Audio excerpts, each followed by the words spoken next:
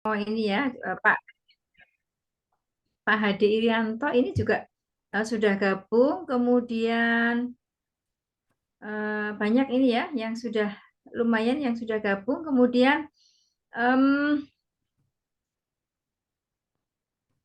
Pak Ahmad Abdurrahman ini juga Siap. Pak Nur Wahid, Sudah hadir. Mbak Nana, Mbak Assalamualaikum. Lina, ya. Pak Muhammad, kemudian Bu Rini, kemudian ada lagi Pak Afid, ya. Banyak ini ya sudah banyak yang bergabung dan Bapak Ibu siap ya kita mulai malam hari ini kita mau melanjutkan ya apa yang sudah kita bicarakan minggu Siap, yang siap. lalu ya, J. Siap. J kalau sudah siap mari kita mulai saja. Bismillahirrahmanirrahim. Assalamualaikum warahmatullahi wabarakatuh. Waalaikumsalam Waalaikumsalam warahmatullahi warahmatullahi wabarakatuh. wabarakatuh. Alhamdulillahirrahmanirrahim. Hari ini Bapak Ibu semuanya sehat ya. Dan Alhamdulillah, sehat. ya, Alhamdulillah, sehat. Alhamdulillah dan mudah-mudahan pertemuan kita hari ini banyak manfaat yang bisa kita ambil dan syukur-syukur Alhamdulillah bila ilmu itu bisa kita terapkan di kehidupan kita sehari-hari. Amin. Alhamdulillah, minggu yang lalu kita sudah bicara. Hari ini kita bicara sama, ya topik utamanya adalah teknik komunikasi dan presentasi persuasif. Nah, minggu yang lalu kita sudah membedah ya, materi. Apa itu materinya? Materinya adalah teknik empati dan mendengar aktif, ya. Teknik empati dan mendengar aktif.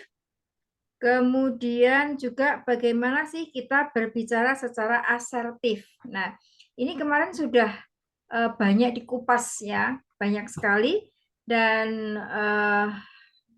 YouTube-nya ya atau rekamannya kemarin juga sudah kami tayangkan di Bapak Ibu semuanya ya. Dan mudah-mudahan ini banyak juga bermanfaat ya bagi Bapak Ibu semuanya. Nah, kali ini kita akan melanjutkan dengan topik berikutnya yang nyambung dengan minggu lalu, yaitu bagaimana kita itu teknik hipnosis dalam presentasi. Nah, bagaimana kita menghipnosisnya dalam presentasi. Jadi, seseorang bagaimana sih kalau kita itu berpresentasi, kemudian itu bisa menghipnosisnya orang lain, sehingga orang lain ini mau mendengarkan kita itu dengan lebih seksama. Ya. Kemudian juga teknik closing. Ya, bagaimana sih teknik closing? Artinya teknik closing itu bagaimana kita itu bisa memberikan sesuatu, ya memberikan sesuatu pada orang lain yang akhirnya di teknik yang di paling belakang itu orang lalu yes oke, aku gabung. Nah, gitu ya. Atau yes oke, aku bisa bergabung, kemudian akhirnya kalau seseorang jualan ya, kalau orang jualan ya oke, aku membeli. Nah, ini bagaimana? Bisa seperti itu, artinya teknik closing ini seperti apa? Nah, ini nanti akan dikupas ya, kupas tuntas oleh Bapak Hadi Irianto.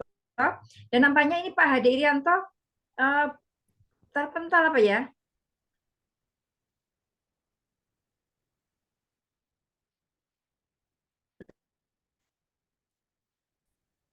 Nampaknya Pak Hadi Irianto ini masih, nah ini sudah.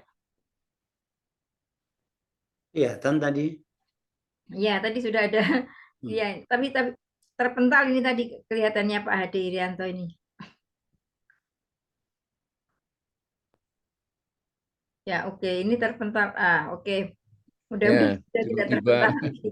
tiba-tiba menghilang.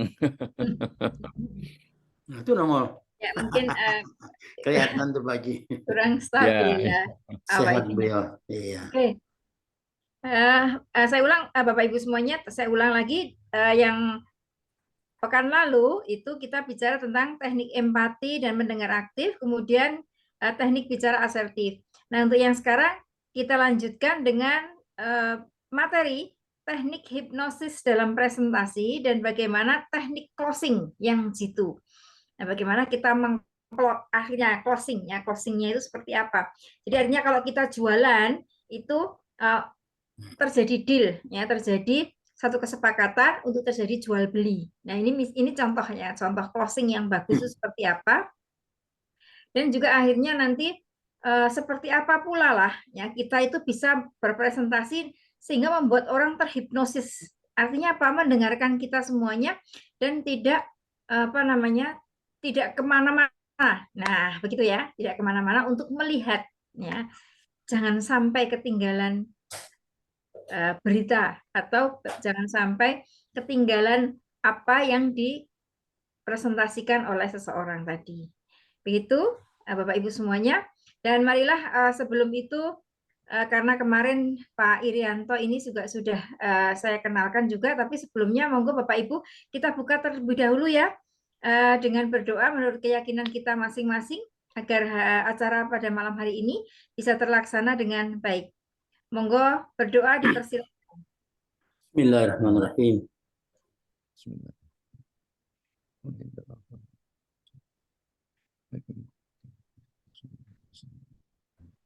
Selesai. Matur nuwun dan langsung saja Pak Hadi Irianto, monggo dipersilahkan untuk bisa memberikan materinya. Dan bagi Bapak Ibu yang baru bergabung ya sekarang ini, beliau, saya ulang saja mungkin materinya mungkin bisa ditayangkan. Ada beberapa yang ada 5 orang nampaknya Pak Hadi yang kemarin belum sempat gabung, dan inilah beliau Bapak Hadi Irianto. Beliau adalah inspirator metamorfosis, ya, artinya kepingin menginspirasi orang untuk mengalami perubahan atau menjadikan berubah yang tadinya tidak baik menjadi baik, yang sudah baik menjadi lebih baik lagi, maksudnya begitu. Kemudian beliau masih jadi Direktur IHDI Management Center Yogyakarta, lalu beliau juga masih menjabat sebagai dosen di Universitas Amikom, dan kemudian beliau juga pernah menjadi kolumnis di Harian Republika, ya, ketika Harian Republika itu masih berwujud kertas, ya, koran, karena sekarang sudah digital. Kemudian penulis buku, ya, ada 6 buku yang sudah ditulis Pak Hadi Irianto. Dan kemudian beliau masih sebagai konsultan pengembangan SDM, juga narasumber talkshow di Radio Reco Buntung Yogyakarta setiap hari Jumat. Ya, ini kita bisa interaktif untuk berbicara tentang apa sih permasalahan keluarga yang kita hadapi sehari-hari. Ya. Kemudian yang berikutnya adalah pengurus LPUMKM PWM DIY dan Dewan Pembina IIBF DIY. Kemudian beliau ini juga sudah certified professional coach dan juga certified hipnoterapis, ya, sehingga bisa bicara bagaimana sih menghipnosis orang ketika sedang berpresentasi, ya. Begitu Bapak Ibu. Itulah Bapak Hadi Irianto, dan langsung saja monggo Pak Irianto untuk bisa menyampaikan materinya, dipersilahkan. Ya, terima kasih Bu Yun. Assalamualaikum warahmatullahi wabarakatuh.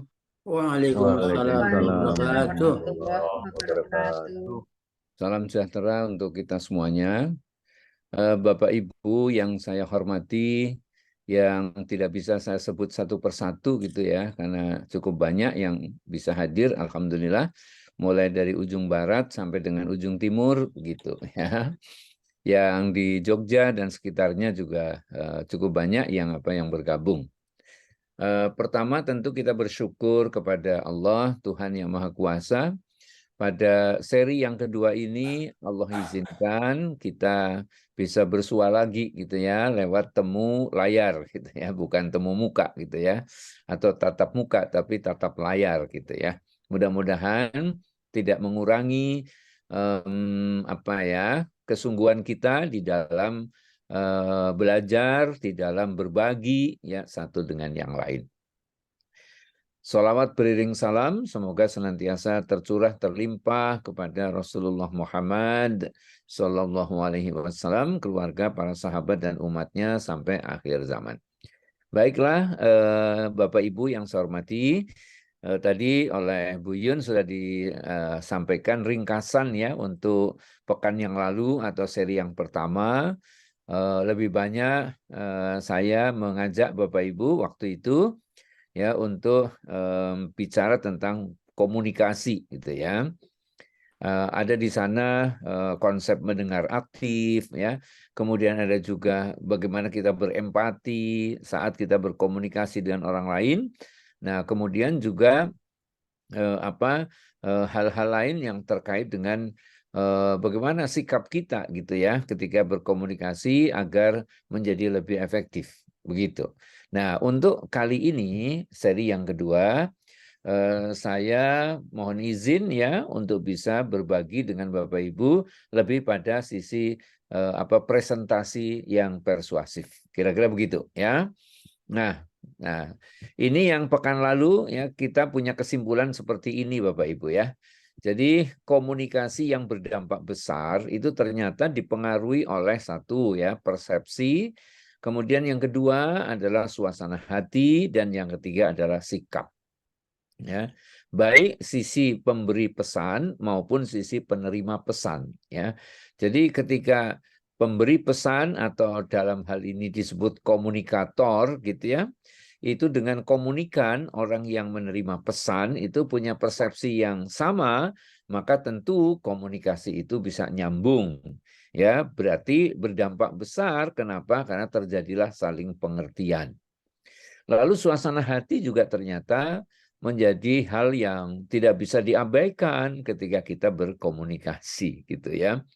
Bapak Ibu bicara sambil tersenyum gitu ya.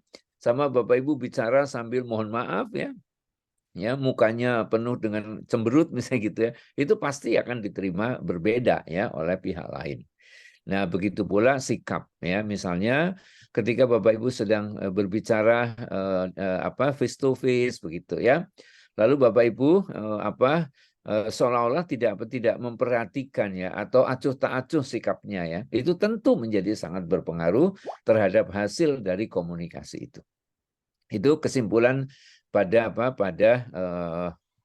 pekan lalu atau Selasa yang lalu. Nah, sekarang saya ingin membuka dengan dengan mengajukan satu pertanyaan ya atau dua pertanyaan gitu ya.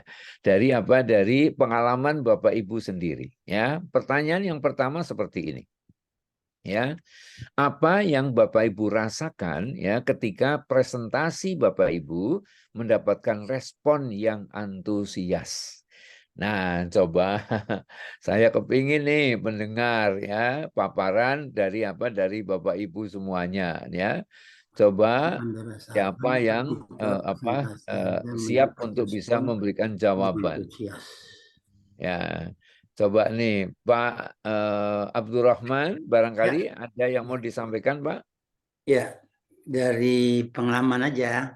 Ya. Kalau kita rasakan respon dari peserta begitu antusias, kita merasa apa yang disampaikan itu diperhatikan. Oke. Mereka penasaran, ya. kemudian mereka serius dalam perhatiannya. Artinya dia antusias karena penasaran, karena serius. Jadi kita merasa enak, merasa kayaknya ini bisa diterima. Rasa begitu, bisa diterima, bisa dimengerti. Ya ada rasa senang lah, rasa ini sedikit. Jadi kita termotivasi lagi untuk lebih semangat menjelaskannya. Itu. Baik ya. Apakah Mas Wid dari Lazismu Rembang ingin menyampaikan pengalaman penjenengan?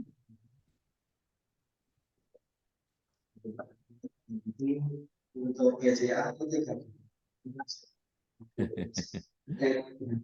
Baik ya, kalau begitu coba nih saya baca di chat ini ya. Pak Nur Wahid ya, ini dari Bantul ini, seneng bingit gitu ya. Jadi kalau respon yang diberikan oleh audien, respon yang diberikan oleh peserta gitu ya, itu antusias. Wah, ini Pak Nur Wahid seneng banget, makanya jadi bingit gitu ya. Lalu dari Prof Gunawan ini guru besar UGM, ini guru saya juga ini ya. Ya, Pak Dwi, mohon maaf disambi menemani tamu makan malam. Oh ya, monggo Prof ya. Silakan, selamat menikmati ya makan malam. Semoga bisa menambah ya suasana akrab gitu ya dengan teman, dengan sahabat ya. Kemudian Ibu Rini ya, bahagia tiada tara. Wah, ini ya. Jadi ketika mendapatkan respon itu rasa bahagia itu pasti muncul gitu loh ya. Kemudian Pak Gunadi atau Mas Gunadi ini ya makin semangat dan pede katanya gitu ya. Ini orangnya tinggi besar, kalau Bapak Ibu mau tahu ya, orangnya ganteng, tinggi besar gitu ya. Ini makin semangat dan makin pede katanya ya. Lalu Ibu Hana ini di Kulon Progo, senang Pak, dihargai dan diperhatikan. Betul Bu ya. Jadi rasanya memang akhirnya apa? Kita merasa bahwa apa yang kita sampaikan itu berarti, apa yang kita sampaikan itu diperhatikan oleh orang dan seterusnya. Ya. Oke. Itu Mbak Hana yang di MC, Pak. Oh ya, Bukan sorry. yang Mohon maaf ya. Saya salah membacanya ya. Ini yang dari Jakarta ya, Mbak Hana ya, dari Jakarta. Ya betul ya. Ini tambah semangat. Oke ya. Kemudian Pak Gunawan ini, Prof Gunawan ya, semakin semangat dan gembira Pak Dwi. Oke, alhamdulillah. Lalu ada lagi Pak Setio ya, merasa bermanfaat bagi orang lain. Nah ini. Jadi perasaan seperti itu adalah perasaan yang membuat kita merasa bahagia gitu ya. Baik, terima kasih ya. Ada yang mungkin mau langsung raise hand gitu, mau disampaikan, tidak lewat boleh chat. menambahkan Pak Dwi? Ya. Monggo silakan. Pak Nyono ini dari Trenggalek ini ya. Trenggalek, Jawa Timur, perkenalkan Jawa teman-teman Timur semuanya. Ini Saya orangnya sahabatnya Pak Dwiono. ini orangnya ini penyanyi nih ya. Jadi dia pengusaha tapi juga penyanyi itu ya. Anggrek Bulan itu lagu yang paling disuka itu. Ya, terima kasih Pak Ir. Ya. Berbahagia sekali hari ini, malam ini bisa ikut serta ya. Saya pengen ikut serta partisipasi seperti teman yang lain untuk merespon dari pertanyaan dari Pak Dwi ya. Jadi apa yang kita rasakan ketika presentasi kita mendapat respon yang antusias, tentu ya senang sekali, suasana hati kita senang sekali, berbahagia, kemudian berarti apa yang kita sampaikan bisa diterima, kemudian apa yang kita sampaikan merasa dibutuhkan oleh audien, kemudian ketika kita menyampaikan suasana hati audien juga merasa cocok itu dia. Jadi merasa saya cocok kayaknya. Jadi respon audien ini antusias karena merasa cocok dengan yang menyampaikan materi. Itu saja Pak Dwi, terima kasih. Saya ikuti yang selanjutnya. Baik ya, terima kasih ya. Pak Nyono, Mas Nyono ya dari Trenggalek, Jawa Timur ya. Alhamdulillah malam ini bisa turut bergabung gitu ya bersama-sama dengan Bapak Ibu yang lain ya. Baik ya, dilanjut dengan pertanyaan berikutnya ini ya. Pertanyaan berikutnya nih. Bagaimana cara Bapak Ibu presentasi ya untuk mendapatkan respon yang antusias tersebut? Coba. Dari pengalaman Bapak Ibu saja, ya tidak usah pakai baca ini baca itu, nggak usah. Dari pengalaman Bapak Ibu coba seperti apa, ya. Oh ini Pak Heri Dianto Trenggalek ini alhamdulillah sudah bergabung juga ya nih. Jadi tetangganya Pak Nyono ini ya. Kemudian ada Pak Hasan Basri gitu ya, menyampaikan materi dengan semangat. Nah ternyata memang semangat itu adalah aura yang menular ya Pak Hasan Basri ya. Jadi kalau kita semangat, orang lain pun akan ketularan semangat ya. Kemudian Ibu Retno ini mengawali dengan diskusi ringan. Oke ya. Jadi ketika awal presentasi jangan sampai yang berat-berat lah, tapi yang ringan-ringan dulu. Kira-kira begitu ya. Alhamdulillah sudah beragam. Nah, Pak Setio nih menyampaikan dengan meyakinkan, ya, kemudian semangat, lalu tidak ragu. Iya, betul gitu, ya. Jadi ini saya punya teknik ya Bapak Ibu ya. Kadang-kadang kan kita ini, Mas Gunadi mengajak audien terlibat. Iya, jangan cuma diminta untuk dengerin aja gitu loh ya. Lalu Mbak Hana DMC Jakarta menampilkan wajah yang bersahabat ya buat orang merasa aman dan nyaman ya kira-kira gitu ya. Lalu ada Pak Aris di Klaten mengawali dengan cerita ringan. Ibu Rini ya full senyum yang tulus. Nah ini senyum yang tulus itu adalah senyum yang mampu menggerakkan otot-otot di sekitar mata. Ya, jadi bukan hanya sekedar otot-otot di sekitar mulut yang bergerak ya, tetapi di sekitar mata. Itu tanda kalau senyum kita itu tulus. Gitu ya. Oke, ini dari Pak Agus yang di Bekasi ini dengan bahasa yang mudah dipahami oleh audiens. Nah, betul ini. Makanya kita perlu tahu siapa audien kita gitu ya. Kalau perlu informasinya yang lengkap ya tentang audien kita ya. Ada lagi nih Pak Muhammad ini. Presentasi dengan semangat, menguasai materi dengan baik, memakai bahasa yang mudah dipahami, menggunakan desain PPT yang sip, gitu ya. Nah, saya belum tahu nih, apakah PPT yang saya buat ini itu masuk kategori sip apa belum ini menurut Pak Muhammad itu ya. Kemudian Ibu Erni Juanita, bahasa tubuh yang tidak terkesan menantang. Nah iya benar ini. Ya, tangan terbuka gitu ya, kemudian wajahnya lebih banyak senyum gitu, maka insya Allah itu akan lebih mudah diterima oleh orang lain ya. Nah, ini jawabannya dari Pak Muhammad. Sip Pak, wah terima kasih kalau begitu ya. Berarti saya makin percaya diri nih dengan PPT yang saya buat ini ya. Baik ya Bapak Ibu, mohon izin untuk melanjutkan gitu ya. Jadi kalau Bapak Ibu sudah punya pengalaman-pengalaman seperti itu, menurut saya itu adalah pengalaman yang sangat bagus. Pengalaman yang tidak boleh ya disia-siakan. Nah, sekarang tiba saatnya saya menambahkan gitu ya, biar wawasan Bapak Ibu juga bisa bertambah ya dengan hal-hal yang mau saya sampaikan. Jadi secara sederhana respon presentasi itu ada yang pertama adalah menolak. Jadi walaupun ini adalah sesuatu yang tidak kita sukai Bapak Ibu, walaupun ini adalah sesuatu yang kalau bisa kita hindari gitu ya, tapi pasti terjadi ini ya. Nah, orang-orang yang menolak presentasi kita itu macam-macam itu tandanya gitu ya. Misalnya nih contoh aja lah ya, berulang kali keluar masuk ruangan misalnya gitu ya. Itu satu tanda ya. Kemudian ngobrol sama teman sebelah gitu ya. Itu sebetulnya apa? Sebetulnya masuk kategori sebagai menolak apa yang kita sampaikan.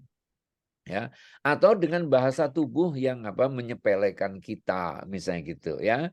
Itu juga masuk kategori sebagai sebagai menolak sebetulnya itu gitu ya. Nah, Bapak Ibu tentu punya pengalaman yang berbeda satu dengan yang lain ya, tetapi Bapak Ibu insya Allah bisa menyimpulkan, oh orang itu kayaknya nggak begitu suka dengan presentasi saya tadi misalnya begitu ya. Lalu yang kedua Bapak Ibu adalah yang menerima. Ya, jadi orang-orang yang menerima presentasi kita itu pastinya dari bahasa tubuhnya kelihatan. Ya, mereka itu antusias, mereka itu sangat fokus ya, memperhatikan betul.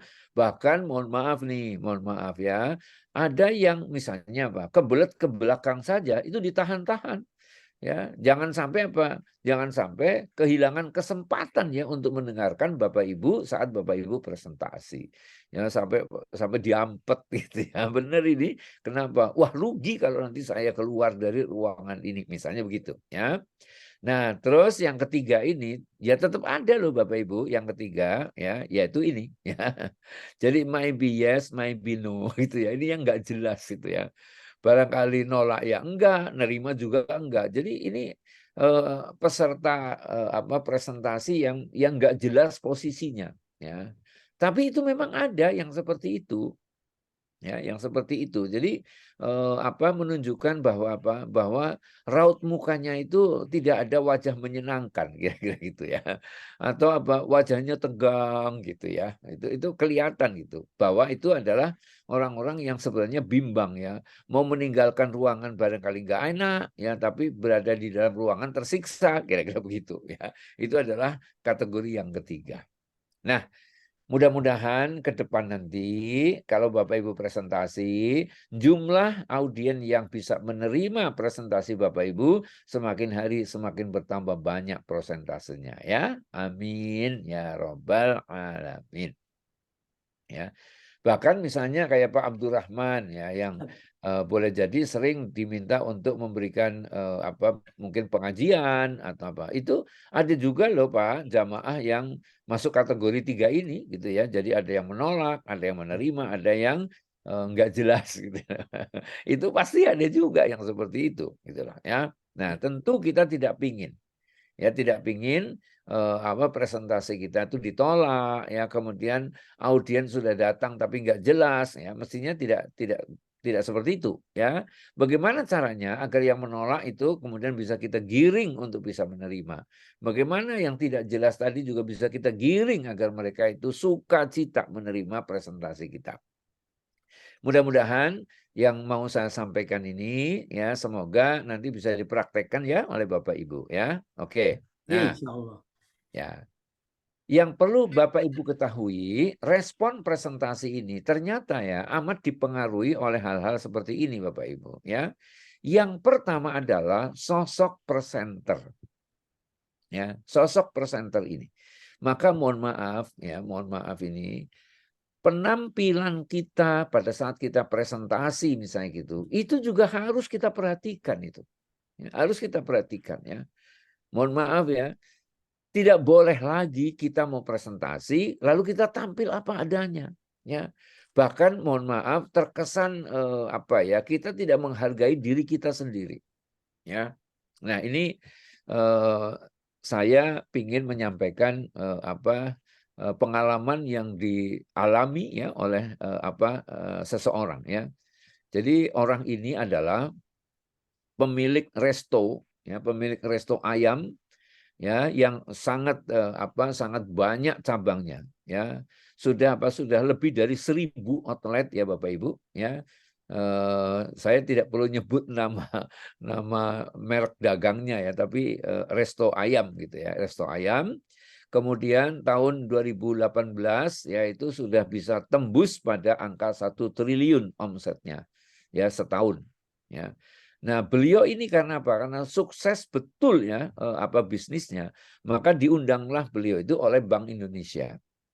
Ya, di mana itu di dekat Danau Toba sana, acaranya di sana ya. Nah, terus yang hadir ternyata apa? Ternyata pengusaha-pengusaha gitu ya.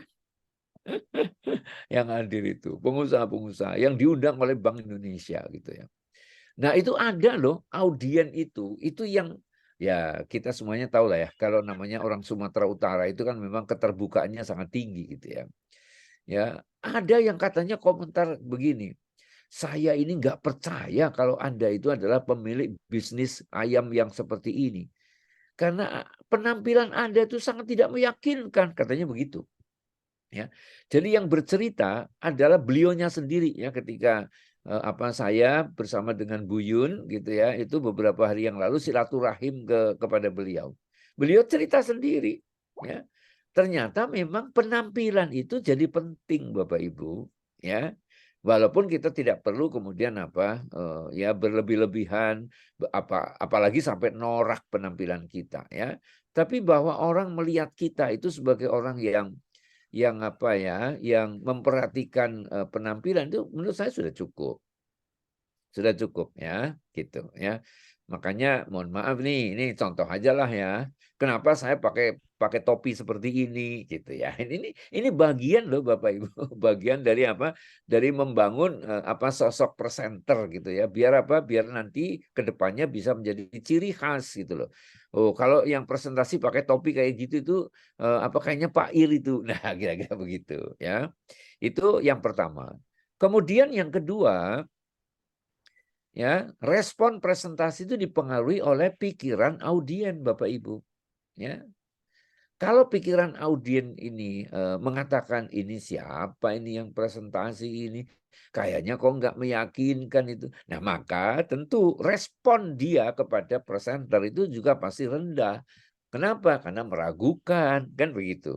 Itu ada di dalam pikirannya audiens, ya. Nah, kemudian yang ketiga adalah situasi dan kondisi saat presentasi itu dilakukan. Ya, bayangkan misalnya Bapak Ibu presentasi ya di sebuah tempat atau di sebuah ruang di mana terjadi kebisingan yang luar biasa di situ ya. Misalnya ini contoh ya. Ada orang yang menggunakan gerenda ya memotong besi misalnya gitu. Itu kedengaran sangat nyaring di dalam ruangan itu. Bagaimana mungkin hasil presentasi itu bisa menjadi optimal apalagi maksimal kalau situasinya tidak kondusif ya, kalau kondisinya itu berantakan seperti itu. Nah, gitu ya. Nah, dari ketiga faktor ini ya, saya ingin berbagi ya dengan Bapak Ibu terkait dengan bagaimana sih pikiran audiens gitu ya. Nah, sekarang kita masuk kepada ilmu hipnosis ini sekarang ya. Jadi pikiran manusia ya dalam konteks ilmu hipnosis itu memenuhi prinsip-prinsip seperti ini Bapak Ibu ya. Yang pertama gitu ya. Setiap ide ya itu memiliki dampak baik bersifat fisik ya maupun psikologis. Ya.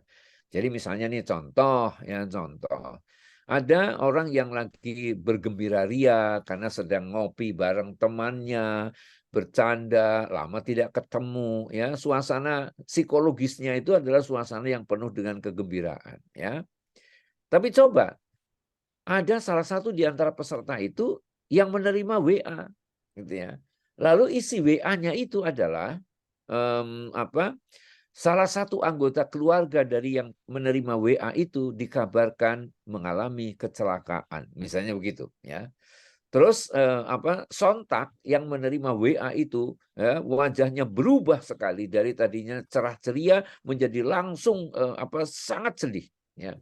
Pertanyaannya, apakah teman-teman lainnya itu ya akan tetap bergembira ria atau berempati dengan kesedihan orang yang menerima WA tadi?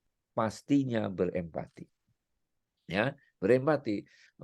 Aduh ya Allah, saya ikut prihatin, saya ikut sedih ya kalau memang berita itu betul, misalnya begitu ya. Nah, ini satu contoh ya bahwa sebuah info ya, sebuah berita atau sebuah input data itu bisa mempengaruhi kondisi psikologis ya. Nah, juga bisa mempengaruhi kondisi fisik ya. Dampaknya itu bisa ke fisik ya, misalnya terjadi pening misalnya begitu ya. Itu adalah satu contoh ya. Kemudian yang kedua, prinsip yang kedua ya, hukum yang kedua ya. Harapan itu cenderung menjadi kenyataan. Nah, ini jadi para perumus ilmu hipnosis ya, saya tidak tahu persis ya. Apakah mereka juga belajar tentang tentang Al-Qur'an gitu ya, atau mereka belajar tentang firman-firman Allah apa enggak gitu ya. Karena apa? Di dalam agama Islam ya, itu ada salah satu hadis qudsi yang mengatakan bahwa aku bersama persangkaan hambaku kan gitu ya. Pak Abdurrahman tentu sangat paham tentang itu ya. Alhamdulillah ya. Ya. Jadi ketika kita ini punya harapan-harapan tertentu dan itu akhirnya menjadi doa kita kepada Tuhan, doa kita kepada Allah Subhanahu wa taala, maka doa-doa itu pada kelak kemudian hari, entah sepekan, entah sebulan, entah kapan itu bakal menjadi kenyataan. Ya, bakal menjadi kenyataan. Ini satu contoh nih. Kami saya sama istri pada saat menunaikan ibadah haji gitu ya. Istri saya itu berdoa kepada Allah. Ya, berdoa kepada Allah. Ya, ya Allah, kami mohon kepadamu, ya, izinkanlah kami sekeluarga bisa umroh bersama, gitu ya. Nah, itu istri saya berdoanya tahun 2005 atau tahun 2006 awal gitu ya. Lalu tahun 2019 ya, kami sekeluarga itu diberi kesempatan oleh Allah itu umroh bersama. Masya Allah. Dalam satu rombongan itu ada 10 orang itu yang kami bisa berangkat itu. Coba ya. Itu gimana bisa seperti itu? Itulah yang disebut dengan apa? Harapan cenderung menjadi kenyataan. Subhanallah. Gitu. Oleh sebab itulah maka mari ya kita berpikirnya itu yang baik-baik sajalah, nggak usah yang jelek-jelek, karena yang jelek nanti jadi kenyataan kan repot sendiri juga kita gitu ya. Lalu hukum yang ketiga, imajinasi Bapak Ibu ternyata lebih kuat ya daripada pengetahuan dan logika, ya, pengetahuan atau logika. Ini Albert Einstein sendiri itu sudah menyatakan seperti itu. Ya, jadi imajinasi orang itu ternyata dahsyatnya bukan main gitu loh ya. Kadang-kadang melampaui logika. Ya, oleh karenanya maka ada orang lain lagi yang mengatakan bahwa segalanya berawal dari mimpi, nah, gitu ya. Alias segalanya berawal dari imajinasi, dari apa yang diimpikan ya. Jadi kalau Bapak Ibu berpikir ya mengimajinasikan bahwa suatu saat nanti Bapak Ibu akan menjadi seorang presenter yang hebat. Ya, Bapak Ibu akan bisa punya kemampuan presentasi yang yang memukau misalnya gitu ya. Maka diimajinasikan terus itu. Dan akhirnya nanti menjadi sebuah kekuatan yang luar biasa. Begitu ya. Nah, terus yang keempat, hukum yang keempat ya, jika terjadi konflik antara pikiran sadar dan pikiran bawah sadar, ternyata pikiran bawah sadar ini lebih mendominasi ya, alias lebih kuat gitu ya.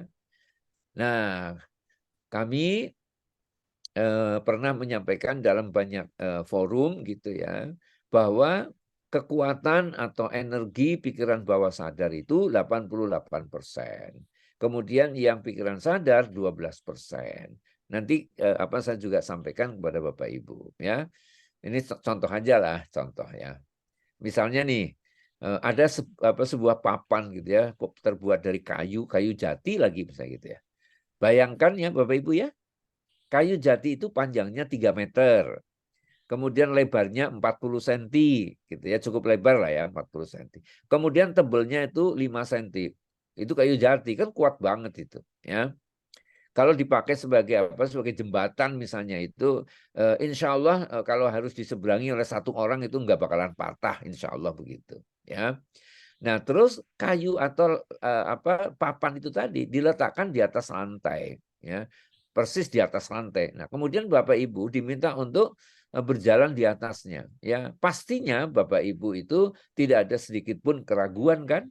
Karena pikiran sadar mengatakan ini diletakkan di atas lantai ya, sehingga tidak akan berbahaya buat saya, kan gitu kan. Pikiran bawah sadarnya mengiyakan, ya betul, memang tidak akan pernah mencelakakan kalau hanya seperti ini.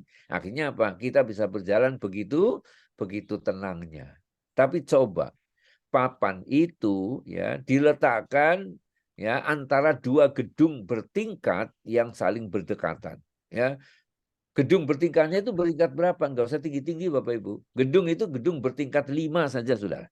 Bertingkat 5. Kemudian papan tadi dipakai sebagai jembatan gitu ya. Untuk menghubungkan satu gedung dengan gedung yang lain. Lalu Bapak Ibu diminta untuk berjalan di atas papan itu. Apa yang terjadi coba? Ya, apakah Bapak Ibu setenang seperti ketika papan itu diletakkan di atas lantai? Tentu tidak. Ya. Pikiran sadar mengatakan bahwa papan ini kuat, papan ini kayu jati, papan ini tidak patah. Itu pikiran sadarnya begitu. Tapi pikiran bawah sadarnya itu mengatakan begini, kalau sampai saya terpeleset, kalau sampai saya gemetar, kemudian saya terjatuh, terus bagaimana itu? Nah, apa yang terjadi coba? Yang terjadi kekhawatiran yang muncul dari pikiran bawah sadar itu yang lebih menang daripada pikiran sadar kita. Ya. Bisa dipahami Bapak Ibu? Insya Allah.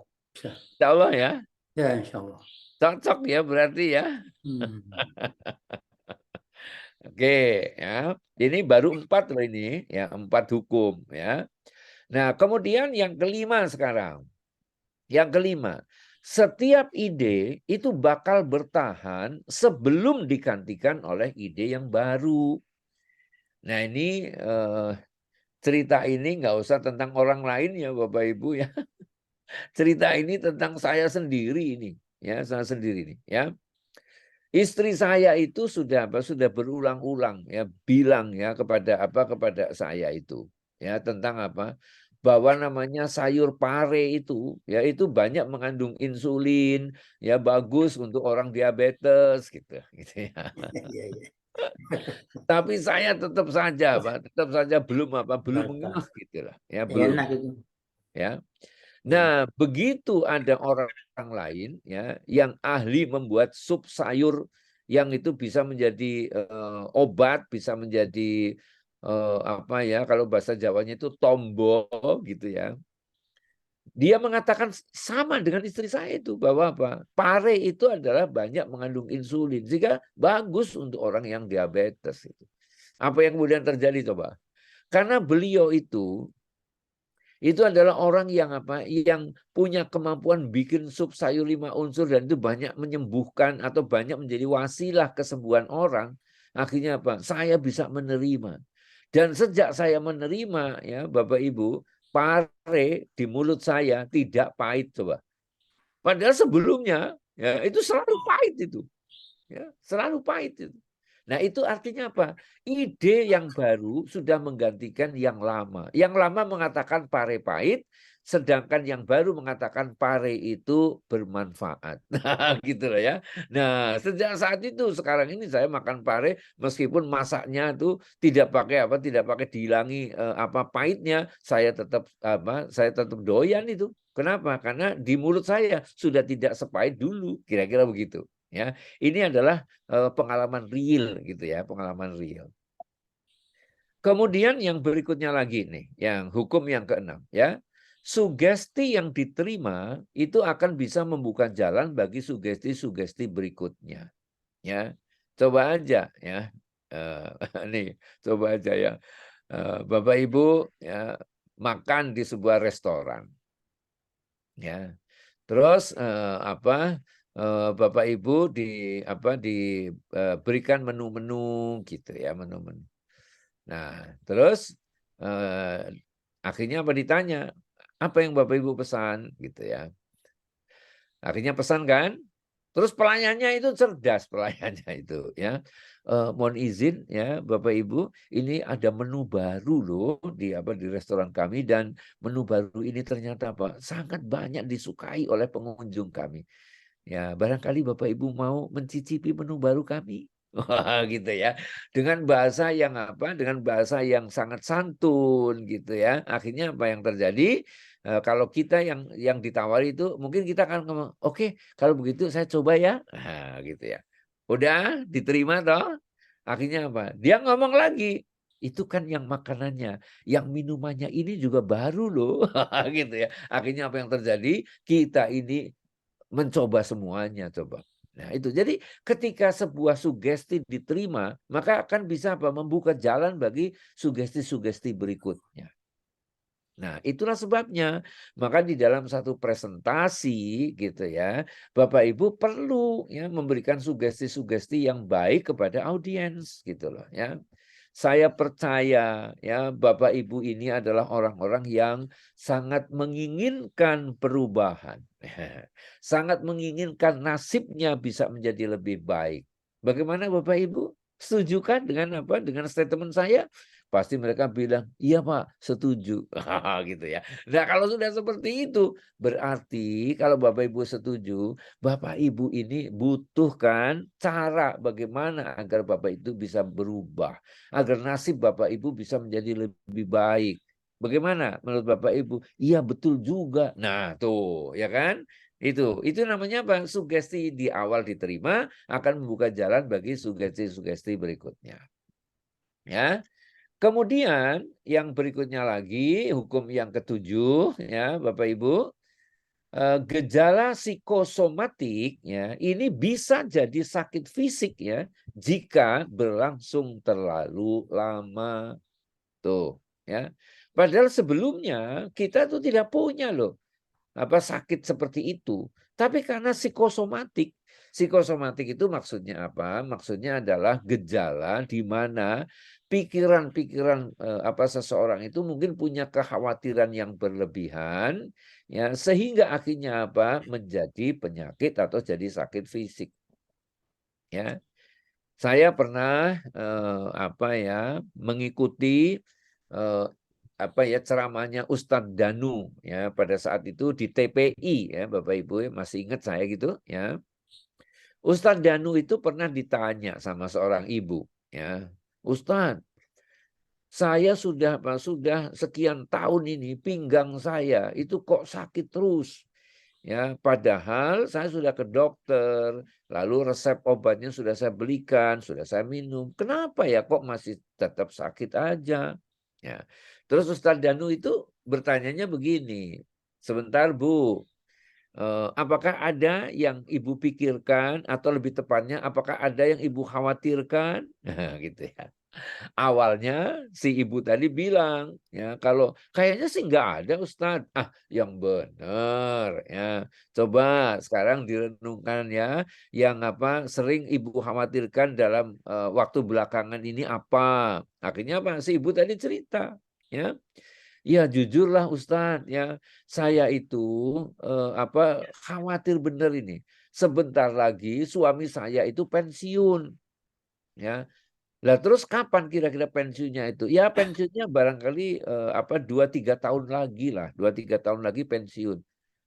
Lah kok Anda sudah khawatir? Ya itulah Ustaz. Saya tuh khawatir nanti itu dengan penghasilan yang menurun ya, sementara kebutuhan kami masih banyak. Terus bagaimana itu? Tuh.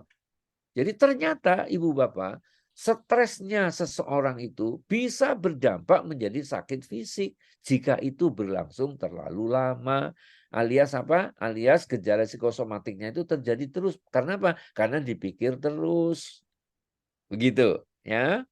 Nah, terus yang ke-8 sekarang. Yang ke-8, hukum yang ke-8 adalah jika pikiran sadar terlalu dominan, maka respon pikiran bawah sadar menjadi kian sedikit.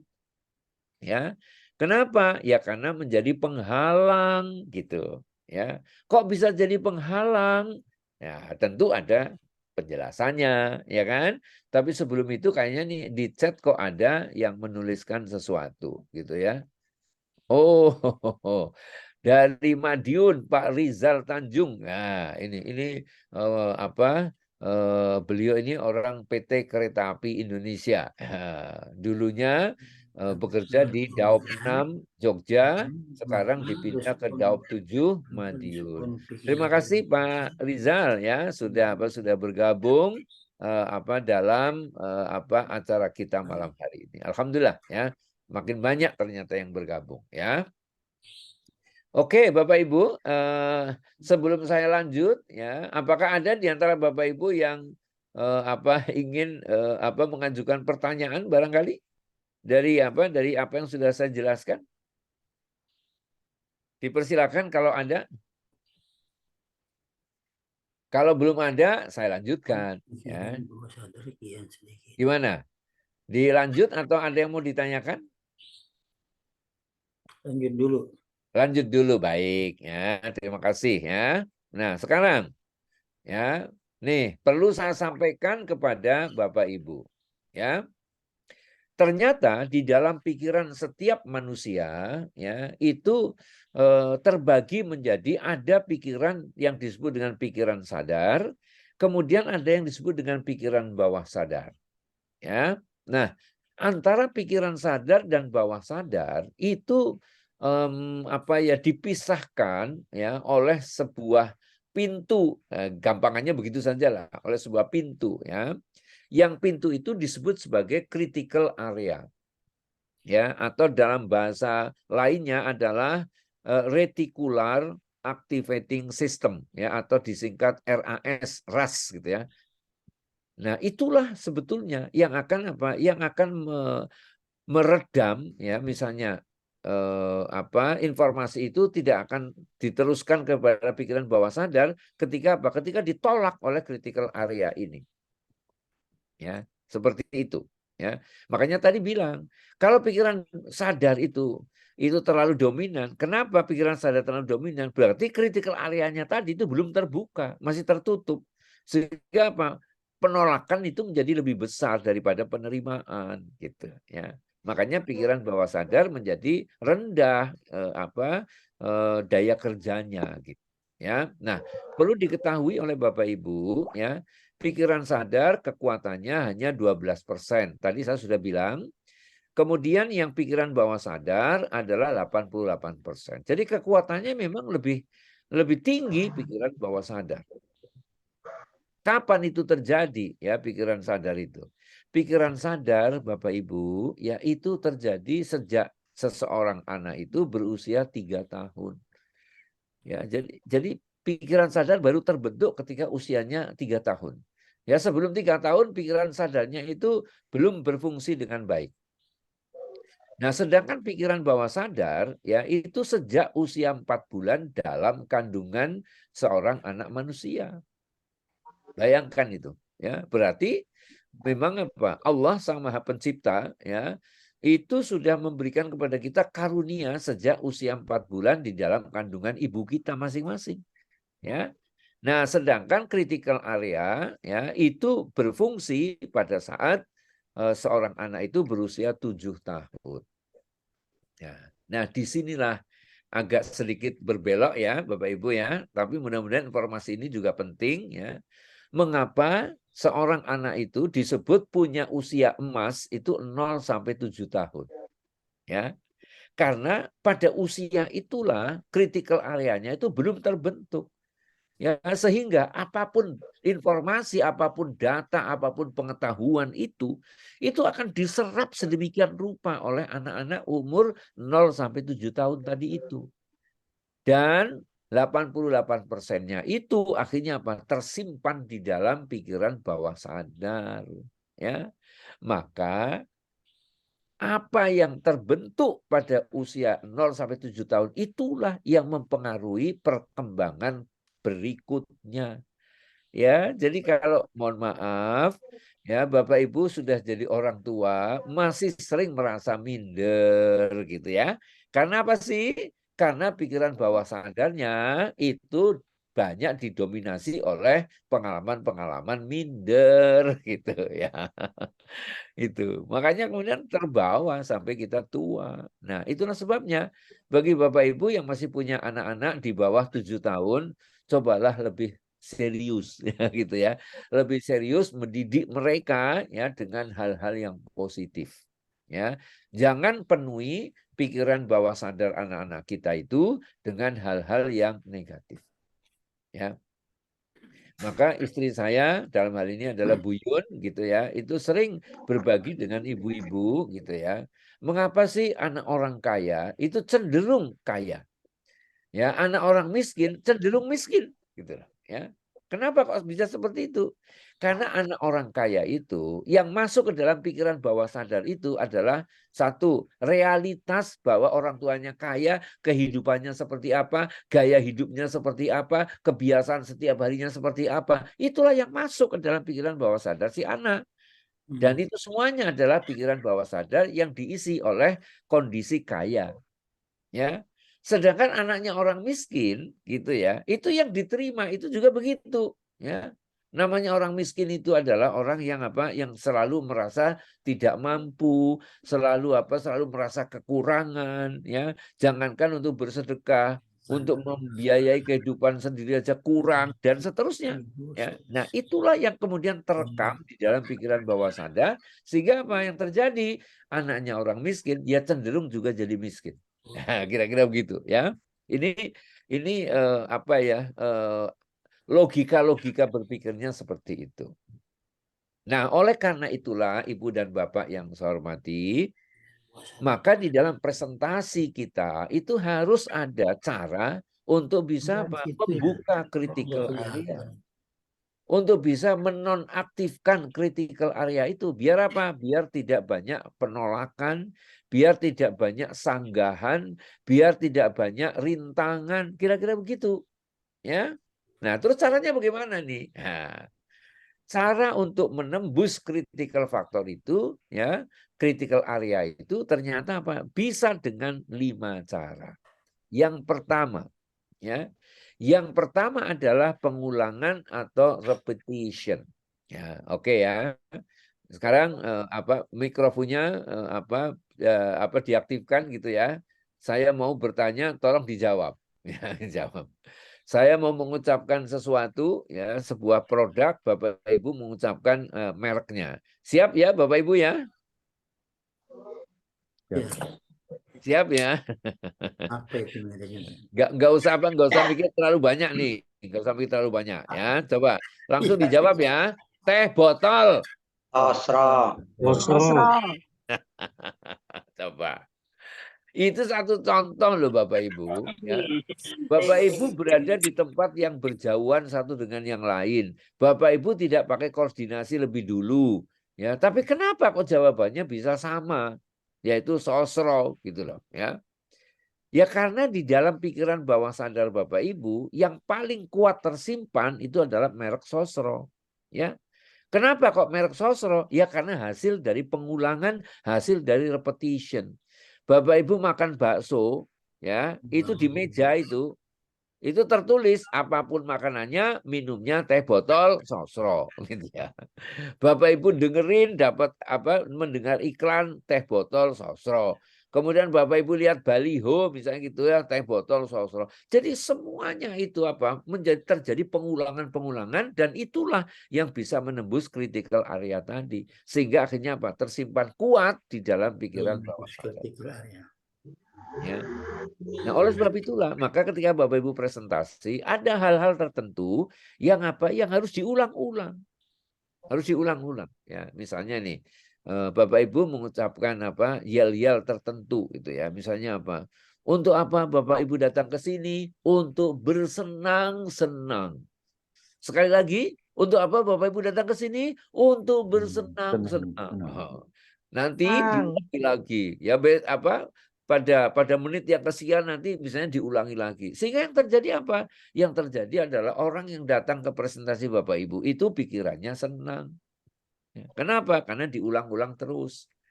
Begitu, ya. Oke. Lalu yang kedua adalah kalau ada emosi yang kuat.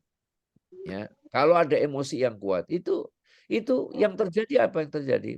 Critical area-nya itu terbuka. Ya. Mohon maaf ya. Mohon maaf loh ya, ini sekedar contoh ya.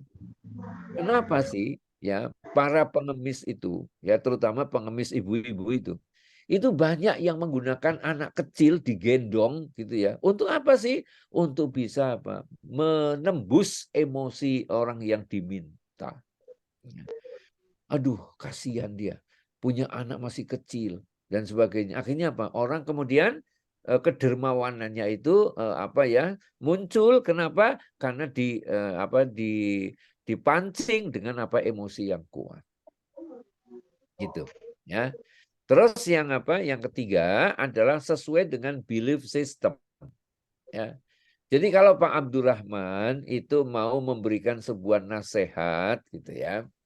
Kemudian Pak Abdurrahman itu mengutip ayat tertentu gitu ya. Itu biasanya lebih ampuh ya daripada tidak mengutip ayat ya. Kenapa sih? Karena ayat-ayat Al-Qur'an itu adalah bagian dari belief system ya seorang muslim. Gitu. Jadi itulah ya. Maka berulang-ulang ya misalnya Pak Abdurrahman bilang tidak akan pernah berubah nasib seseorang suatu kaum ya kecuali mereka mengubah apa yang ada dalam diri mereka. Nah, itu tuh Pak Abdurrahman bilang seperti itu. Ini yang ngomong kayak gini atau yang menyampaikan seperti ini adalah Allah ya, bukan siapa-siapa loh. Allah. Berarti apa? Kalau Anda kepingin nasib Anda berubah, ya Anda harus mengubah cara Anda berpikir, mengubah cara Anda berhubungan dengan orang lain, mengubah cara Anda berikhtiar dan seterusnya. Nah, itu biasanya menjadi lebih mudah diterima. Kenapa? Sesuai dengan belief system. Ya. Nah, kemudian yang berikutnya lagi, yang keempat adalah orang yang punya otoritas. Ya. Jadi mohon maaf nih, ya kembali kepada bahwa ketika Bapak Ibu ini sudah dikenal, ya memiliki keahlian tertentu, memiliki pengalaman tertentu, memiliki ilmu tertentu, ya lalu Bapak Ibu diminta untuk bicara presentasi, itu pasti lebih dipercaya daripada apa? Daripada siapa ini orang ini. Nah, gitu loh. Maka membangun personal brand, ya itu menjadi penting, Bapak Ibu, menjadi penting, ya. Misalnya nih, mohon maaf ya, almarhum Kiai Haji Zainuddin MZ, ya itu personal brandnya apa? Dai sejuta umat. Gitu loh ya. Jadi itu yang apa? Terus apa? Agim manajemen kolbu, ya kan? Ini satu contoh loh, satu contoh ya. Kemudian apa? Ada lagi apa? Personal brand yang apa? Yang dibangun oleh seseorang, gitu ya. Misalnya apa? Ada di Jakarta itu Ayah Edi, gitu ya. Itu adalah orang yang apa sering memberikan materi-materi parenting, gitu ya. Lalu saya sendiri ya Bapak Ibu, saya sendiri membangun apa ya brand itu menjadi apa sih? Menjadi inspirator metamorfosis. Ya tadi sudah disinggung oleh Buyun, gitu ya. Ya inspirator metamorfosis itu adalah memberikan inspirasi kepada orang lain agar orang lain itu punya kesadaran diri untuk berubah menjadi lebih baik. Begitu. Nah, ini penting yang kayak gini ini. Karena apa? Karena memang seperti itu. Ya, orang yang punya otoritas itu akan lebih dipercaya, ya, akan lebih bisa masuk, gitu loh.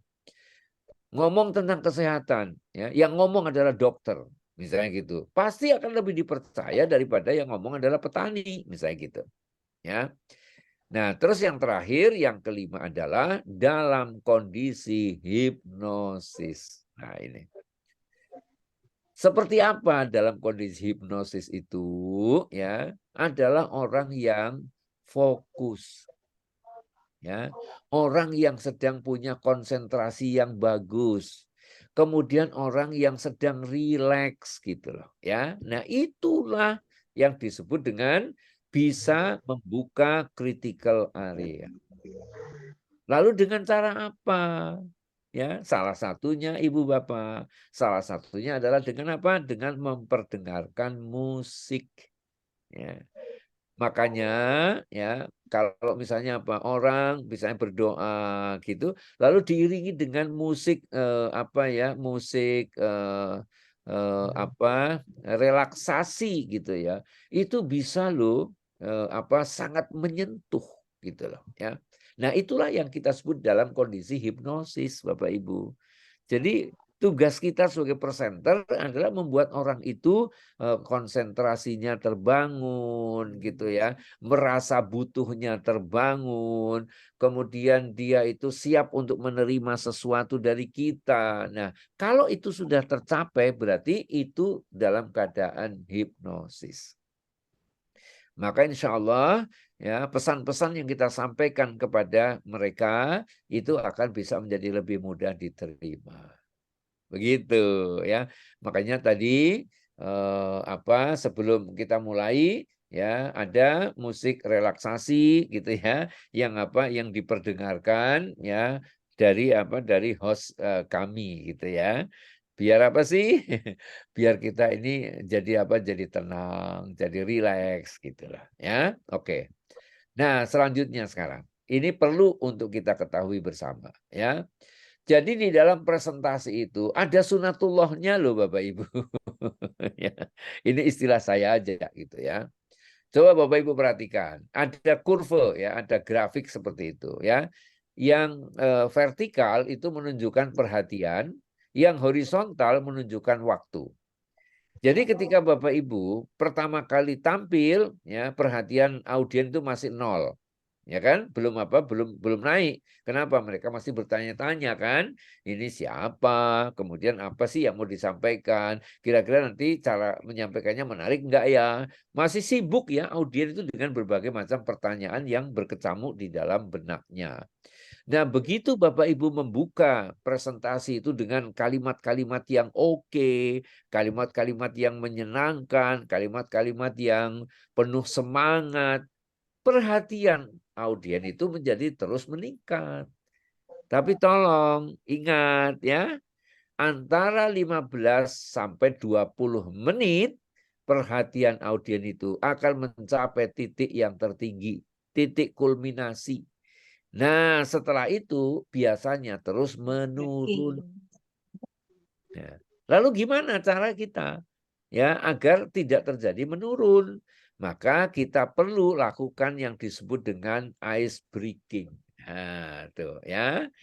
Ice breaking itu bisa macam-macam Bapak Ibu ya, ada humor, ada cerita, ada nyanyi ya kan? Kemudian orang diminta untuk melakukan gerakan-gerakan tertentu ya, mau tepuk tangan lah, mau tepuk-tepuk punggung atau tepuk-tepuk pundak misalnya gitu ya.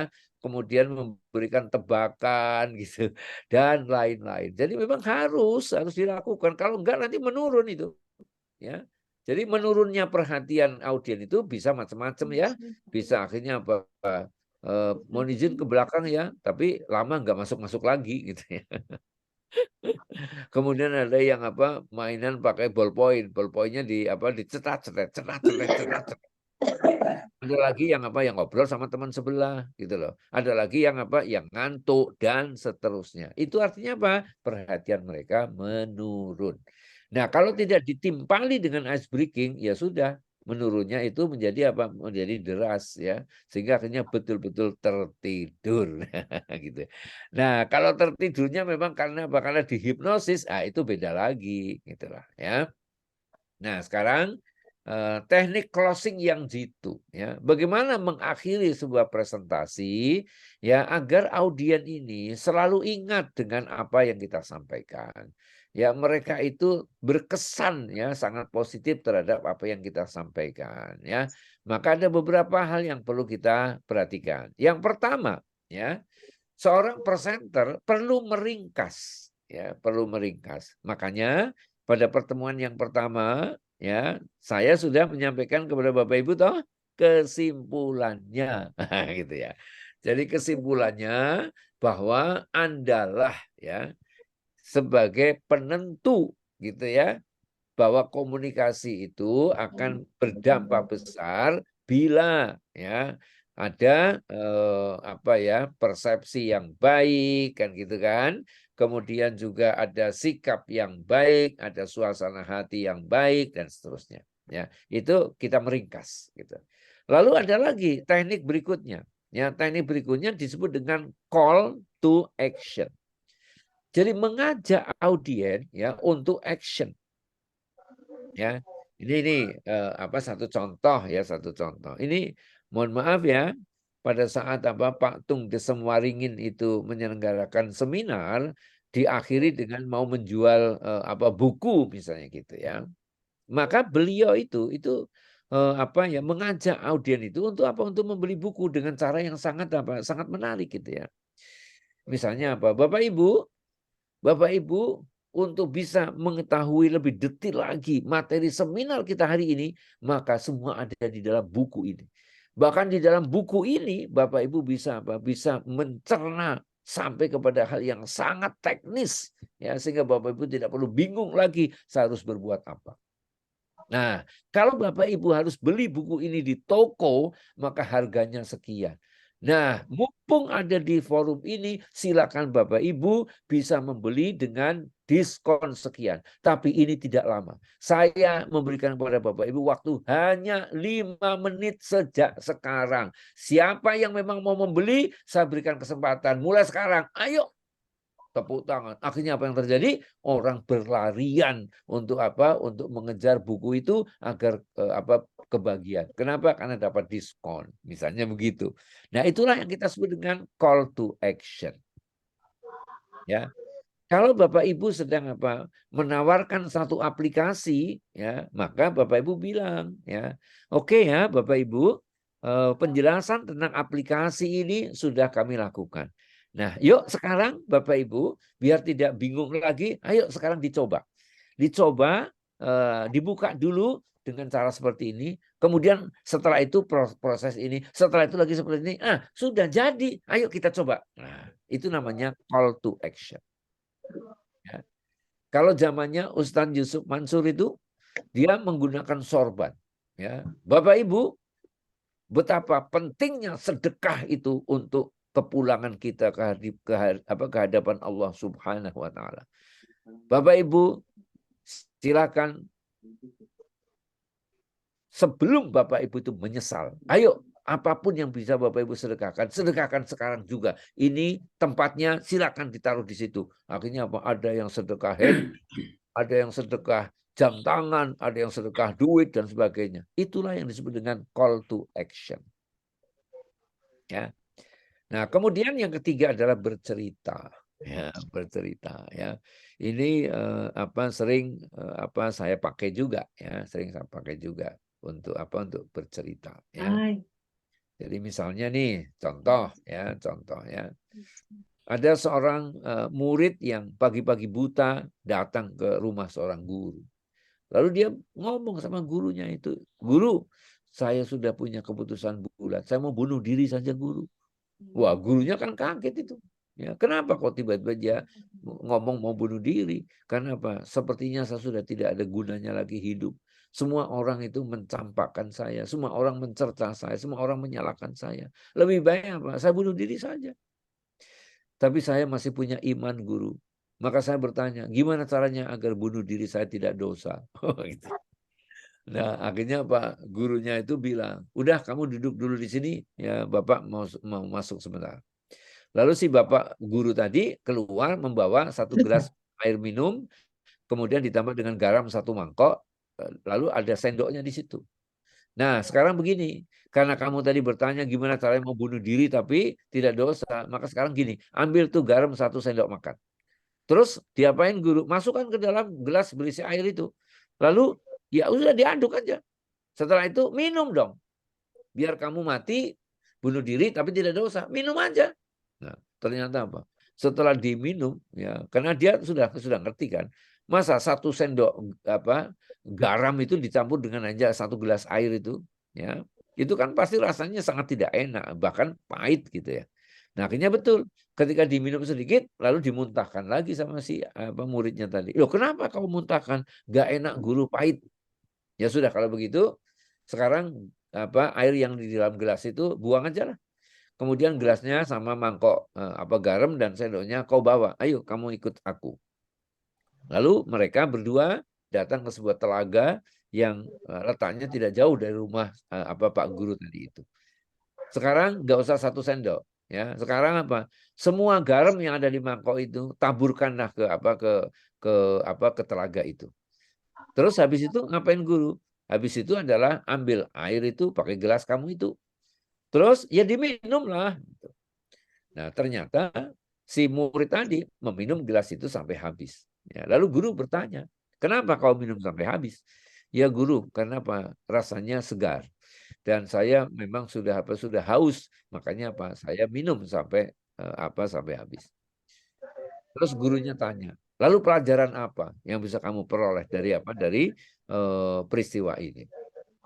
Si murid tadi bilang, jujur saja guru, saya belum ngerti apa maksud guru. Baik, kalau begitu tolong camkan dengan baik. Ya, garam ya itu perlambang masalah. Ya. Sedangkan gelas ya itu perlambang hatimu. Telaga itu juga perlambang hatimu. Jadi kalau hatimu hanya sebesar gelas ya, masalah-masalah kecil pun itu akan selalu menyiksa kamu. Ada orang ngomong apa kamu sakit hati, ada orang ngomong apa kamu menjadi gelisah dan seterusnya. Tapi kalau kamu punya hati seluas telaga, nak, maka apa? Masalah besar sekalipun itu tidak akan pernah merisaukan kamu. Kenapa? Karena hatimu lebih luas daripada masalah yang muncul. Nah, terus kamu mungkin bertanya, lalu bagaimana caranya agar hati kamu itu seluas telaga? Caranya tidak lain adalah memaafkan. Maafkan kesalahan dirimu pada masa yang lalu. Dan juga maafkan orang lain yang boleh jadi selama ini menyakiti hatimu. Alhamdulillah dengan penjelasan seperti itu si anak tidak jadi bunuh diri. Maka biasanya saya ngomong ya, Bapak Ibu, kalau Bapak Ibu tidak pingin ya hatinya hanya sebesar gelas, tapi hatinya seluas samudra atau seluas telaga misalnya begitu, maka maafkan saya. Tidak perlu dibawa pulang ya, hal-hal yang membuat Anda dongkol, yang membuat Anda tidak enak hati, nggak usah dibawa pulang, maafkan saja saya ya, sehingga kita pulang sama-sama bahagia. Misalnya gitulah. Nah, itu adalah closing dengan apa? Dengan bercerita ya. Kemudian ada lagi ya, rule of three ya. Jadi ini hukum hukum menyebutkan 3 hal. Ya, jadi dari serangkaian presentasi yang Bapak Ibu sampaikan itu, Bapak Ibu sampaikan kepada audien untuk menutupnya. Ingat ya Bapak Ibu, 3 hal berikut ini. Ya, ternyata sumber dari setiap persoalan yang dihadapi manusia itu ada 3. Ya, tolong diingat ya, disingkat TCM. Apa itu TCM? T-nya itu adalah takut. C-nya itu apa? C-nya adalah cemas. M-nya itu apa? M-nya adalah malu. Ya, sehingga kalau kita ya masih dominan 3 hal ini, masih sering takut, masih sering cemas, masih sering malu, maka biasanya kita ini terhambat untuk melakukan apapun. Ya, melakukan inovasi takut, ya jangan-jangan nanti tidak berhasil. Ya. Kemudian mau mencoba hal baru cemas, ya jangan-jangan nanti gagal, bisa gitu ya. Kemudian mau ngomong tidak jadi, kenapa? Takut dipermalukan. Nah, jadi itulah sumber segala sumber persoalan yang membuat orang itu terkungkung, yang membuat orang itu terpenjara, yaitu TCM. Nah, itu adalah rule of three. Yang disampaikan cuma 3 aja Bapak Ibu, tidak lebih dari itu. Karena kalau lebih dari itu susah untuk diingat. Ya, maka 3 coba dicari ya, 3 itu apa gitulah ya. Oke. Nah, terus yang terakhir adalah pesan bergambar. Ya. Pesan bergambar itu kayak apa sih? Ya, contohnya seperti ini. Ya. Bapak Ibu yang saya hormati, ini adalah sesuatu yang penting untuk kita renungkan bersama. Hidup kita ini bisa diibaratkan seperti sebuah kitab, sebuah buku, seperti yang ada di dalam gambar ini. Ada sampul depan, ada sampul belakang, lalu ada lembaran-lembaran di dalamnya.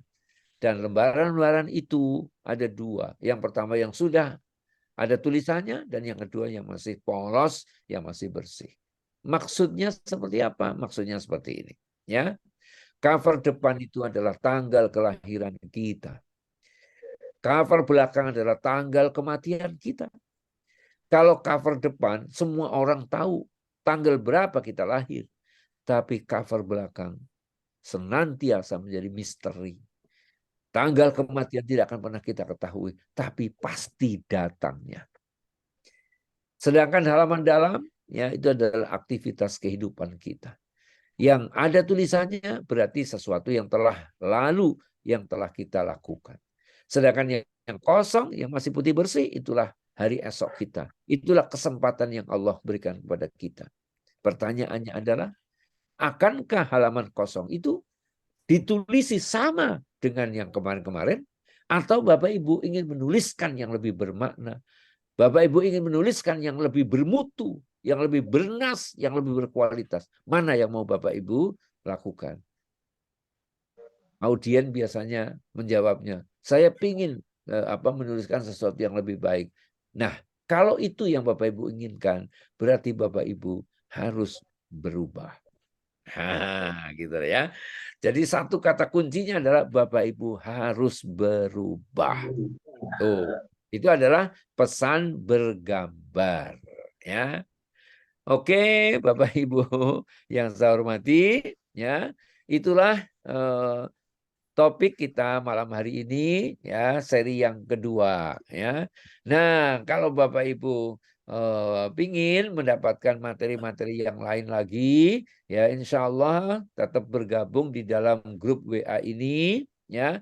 Nanti pada saatnya kami informasikan lagi, ya, topik-topik lain yang mudah-mudahan itu juga bermanfaat buat Bapak Ibu semuanya. Ya, saya kembalikan kepada Bu Yun, ya. Sementara dari saya begitu. Terima kasih dan saya tunggu respon dari Bapak Ibu semuanya. Ya, billahi taufik wal hidayah. Assalamualaikum warahmatullahi wabarakatuh. Waalaikumsalam Waalaikumsalam warahmatullahi wabarakatuh. Alhamdulillahirabbil alamin. Bapak Ibu. Kayaknya anteng banget ini ya. Oke. Ada yang ini kita masuk ke sesi pertanyaan. Monggo yang mau bertanya silahkan. Boleh raise hand gitu atau mau menulis di chat silahkan. Ini masih ada beberapa barangkali informasi yang belum keluar loh Bapak Ibu, yang yang ada pada Pak Irianto. Nah, barangkali kalau dengan pertanyaan, nah pancingan pertanyaan, ini informasi yang lain bisa muncul. Nah, monggo silakan yang mau bertanya boleh raise hand atau mau chat silakan.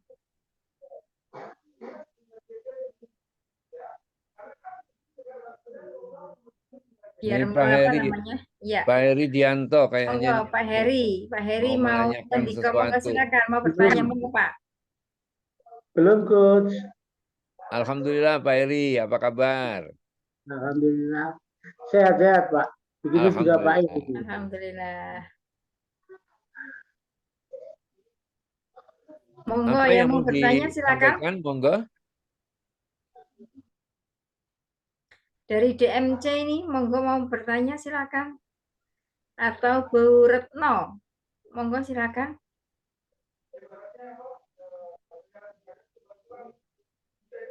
Ada yang mau ditanyakan Bapak Ibu silakan. Atau malah pada ngantuk ini ya. Sudah jam 21:09. Ada Bapak Ibu?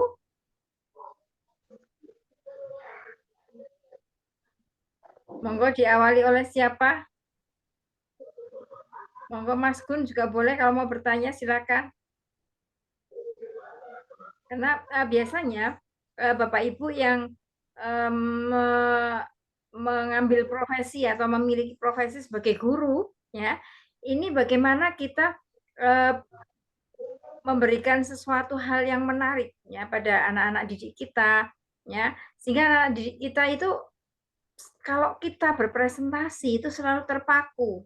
Nah, apa sih yang membuat itu bisa terpaku? Nah, ini biasanya orang lebih cenderung yaitu saking terpananya. Nah, ini ternganga ya. Kadang-kadang yang dikhawatirkan adalah kita tidak bertanya itu karena satu bisa takut ya, kepada gurunya. Kemudian yang kedua itu tidak bertanya karena bingung mau nanyain apa. Nah, gitu.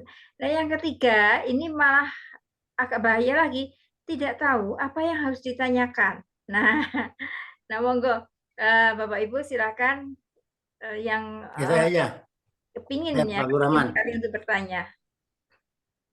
Ya, silakan monggo Pak Ahmad Abdurrahman. Bismillahirrahmanirrahim. Tadi ada pas di perhatian tadi ya. Ya. Perhatian dan waktu itu antara 15 sampai 20 menit itu audiens itu penuh perhatian. Nah, setelah itu mulai melemah, kan? Iya, betul. Melemah, tidak mungkin sudah macam-macam tadi. Nah, kita akan mencari ice breaking ini mungkin harus banyak model banyak juga ini ya. Mencari itu yang susah Pak. Ice breaking apa yang kita lakukan. Ya, nah, itu yang harus banyak juga tuh ya. Artinya harus boleh satu macam kan. Karena kita misalnya presentasi itu paling tidak 60 menit nih, jam setengah. Itu kan masih panjang tuh.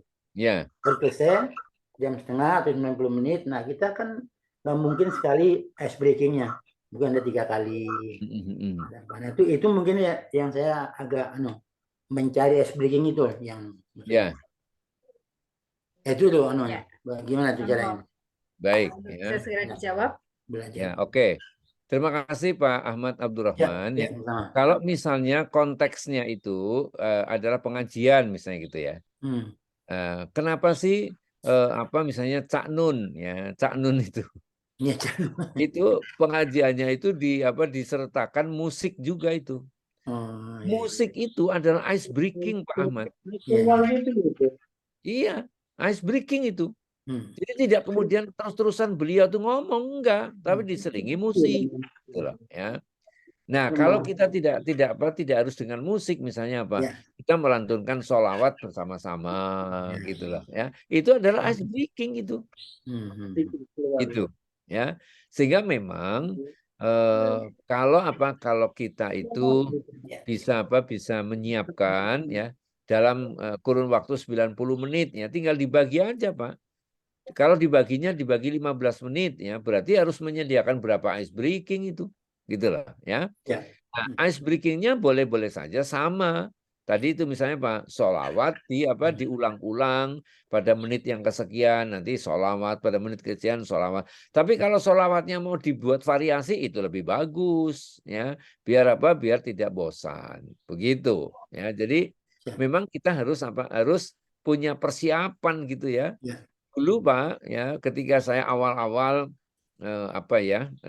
melaksanakan tugas presentasi Pak, itu buku-buku humor Pak ya, itu saya baca itu Pak. Akhirnya saya punya koleksi humor yang macam-macam ya, tinggal mana yang mau saya keluarkan sesuai dengan konteksnya ya. Kalau tidak sesuai dengan konteksnya itu ya jadi tidak bagus gitu ya. Tiba-tiba kok yang dikeluarkan itu nggak ada hubungannya dengan materi yang disampaikan, misalnya begitu ya. Nah, ini kita memang perlu ngoleksi ya, bisa nyanyian, bisa sholawat, bisa misalnya teka-teki ya, misalnya itu adalah ice breaking itu. Ya. Begitu Pak. Baik. Syukran. Terima kasih ya. Ya, Awan ya. Oke, matur nuwun Pak Ahmad Abdurrahman ya. Dan kemudian ini ada yang dari chat ini mau bertanya dari Bu Novi ya, Bu Novia ya, Bu Novia ini menanyakan bahwa bagaimana sih intinya adalah kalau kita ini berpresentasi, bagaimana strateginya presentasi ini bisa menarik ke audiens yang beragam usianya. Misalnya nih ditambah lagi nih, misalnya di acara parenting, di mana ada orang tua siswa. Nah, kemudian di situ juga ada siswa yang masih kecil-kecil, misalnya usia TK, SD, misalnya kelas 1, dan ada orang tua siswa juga, dan juga ada pendidiknya di situ. Nah, sementara materi itu harus menyasar semuanya, baik TK maupun SD. Mungkin maksudnya dua-duanya bisa menyasar gitu ya, baik TK, SD maupun orang tua. Yang saat itu kita harus berpresentasi. Maksudnya begitu ya, Bu Novia. Ya, monggo Pak Irianto. Ya, baik ya. Terima kasih ya Bu Novia ya yang sudah menyampaikan pertanyaan lewat chat gitu ya. Nah, tentu saja audien yang beragam itu kita harus bisa memetakan ya, mana sih yang menjadi prioritas pertama, mana yang menjadi prioritas yang kedua.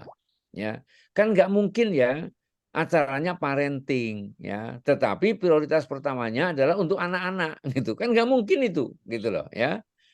Kecuali kalau misalnya pembekalan mental spiritual untuk anak-anak yang mau ujian.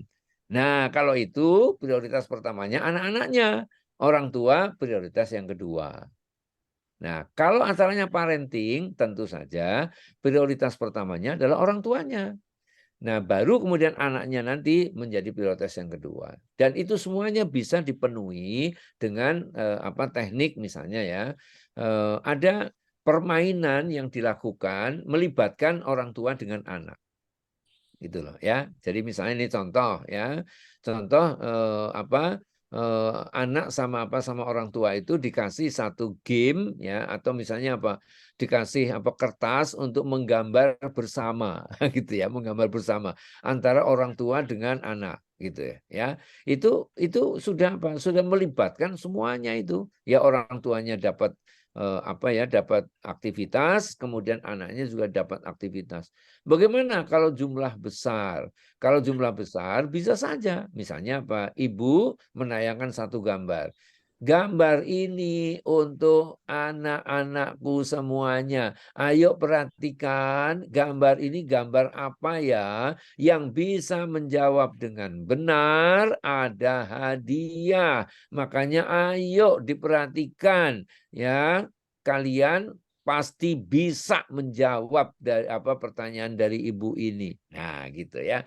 Jadi kalau orangnya jumlahnya banyak, maka kita bisa menggunakan tebakan atau pertanyaan. Misalnya ini gambar apa ini? Coba perhatikan. Yang jawab dan benar dapat hadiah. Nah, gitu. Itu akan akan membuat anak-anak itu tidak ribut terus ya, karena ada sesuatu yang menyasar mereka, ada sesuatu yang mengena pada diri mereka.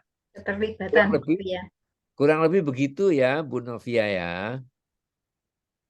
Oke, intinya keterlibatan begitu ya. Benar ya, harus ada keterlibatan dari anak-anak itu ya.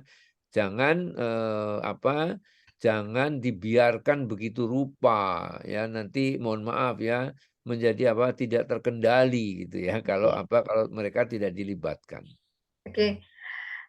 Pertanyaan berikutnya ini yang di chat ini ada dari Dr. Basar ya. Bagaimana kalau memimpin rapat? Hasil rapatnya benar-benar memberikan kesan, dan gimana membuat peserta rapat jadi aktif dan cair ya, dan dia juga mau bertanya saat rapat, maksudnya dia aktif. Ya, jadi saat memimpin rapat ini bagaimana dia rapatnya memberikan kesan, dan orang-orang yang peserta rapat maksudnya begitu, ini semuanya aktif, cair, dan mau bertanya satu dengan yang lain. Maksudnya begitu. Monggo. Ya, baik ya. Pasar ini ya. Oke. Jadi mimpin rapat ya, mimpin rapat ini juga bagian dari presentasi ya. Yang pertama ya Bapak, itu agendanya mesti jelas ya. Jadi kalau kita rapat, kalau agendanya nggak jelas, itu akhirnya ngelantur kemana-mana. Dan orang yang hadir di rapat mungkin ada yang sebel juga. Kenapa? Karena nggak fokus, kan gitu kan? Ya, maka agenda harus jelas. Ya. Nah, kemudian dibuatlah aturan main di dalam rapat itu. Ya, misalnya begini, ya. Karena rapat ini adalah rapat yang diikuti oleh orang yang terbatas, ya, maka saya sangat berharap semua orang yang ada di dalam rapat ini nanti memberikan pandangannya. Ya, terlepas dari pandangan itu nanti cocok apa enggak cocok, yang penting apa? Bapak Ibu mesti menyampaikan pandangan Bapak Ibu. Nah, itu di awal, itu aturan main itu perlu disampaikan kepada peserta rapat, ya. Nah, kemudian yang berikutnya lagi, ya, itu adalah tentang batasan waktu, ya. Bapak Ibu, kita rapat insya Allah hanya 2 jam saja, ya. Ya, 2 jam ini sudah sangat cukup untuk bisa membahas beberapa materi yang tadi sudah saya sampaikan di awal. Maka mari segera kita mulai materi yang pertama terlebih dahulu. Ya, kita akan bahas seperti ini. Setelah itu baru materi yang kedua dan yang ketiga. Misalnya begitu, ya. Jadi intinya adalah agendanya jelas, kemudian yang kedua aturan main, lalu yang ketiga adalah batasan waktu. Ya, insya Allah dengan seperti itu nanti peserta rapat itu akan aktif, peserta rapat itu akan bisa menyumbangkan pemikiran-pemikirannya. Begitu kurang lebih. Ya, oke. J, matur nuwun, J, pertanyaannya Pak Dr. Basar. Kemudian berikutnya lagi adalah apakah bisa dijelaskan ulang tentang hukum pikiran dalam konteks hipnosis, ya. Itu kemudian masih ada satu lagi ini pertanyaan. Monggo itu lagi, bagaimana menjawab pertanyaan yang sulit dari audiens apabila kita memang tidak tahu jawabnya. Itu 2 pertanyaan ya. Yang satu tadi, bisakah dijelaskan ulang hukum pikiran dalam konteks hipnosis? Ya. Yang ke-8 Pak Ir, yang barangkali masih bingung, yang hipnosis, hukum hipnosis yang ke-8. Yang ke-8 ya, oke. Yang ke-8 itu. Sebentar ya, saya tayangkan ulang aja biar apa? Biar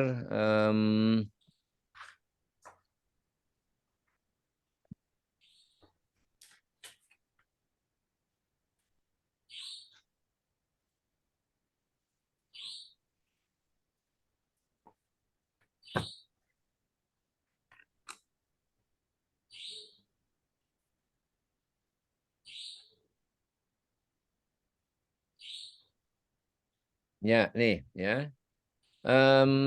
Yang ke-8, jika pikiran sadar terlalu dominan, maka respon pikiran bawah sadar kian sedikit. Ya, maksudnya tidak lain adalah begini Pak Aris ya. Kalau pikiran sadar terlalu dominan itu sama saja dengan critical area tadi itu masih apa? Masih betul-betul berfungsi. Ya, masih betul-betul berfungsi. Artinya masih nutup kira-kira gitu. Maka yang masuk ke dalam pikiran bawah sadar itu menjadi apa? Menjadi sangat sedikit. Bahkan ada yang sama sekali tidak masuk. Ya. Contoh ya. Orang itu berkali-kali menyangkal, ya, atau misalnya aku udah ngerti itu. Nanti paling habis diterangin ini nanti bakal diterangin yang ini. Nah, itu orang seperti itu ya. Itu tidak akan pernah bisa memasukkan informasi, ide, ya, kemudian sugesti ya ke dalam pikiran bawah sadar. Kenapa? Karena terhalangi oleh critical area. Ya. Kurang lebih begitu Pak Aris. Ya, jadi menyangkal, kemudian tidak percaya gitu ya, atau meragukan ya. Nah, itulah yang membuat orang itu menjadi sulit untuk bisa menerima sesuatu, sulit untuk menerima perubahan. Ya, karena apa? Karena menyangkal gitu loh ya. Makanya di dalam konsep hipnosis ya, orang yang tidak mengizinkan dirinya dihipnosis gitu ya, maka apa? Dia tidak akan pernah bisa dihipnosis karena tidak mengizinkan.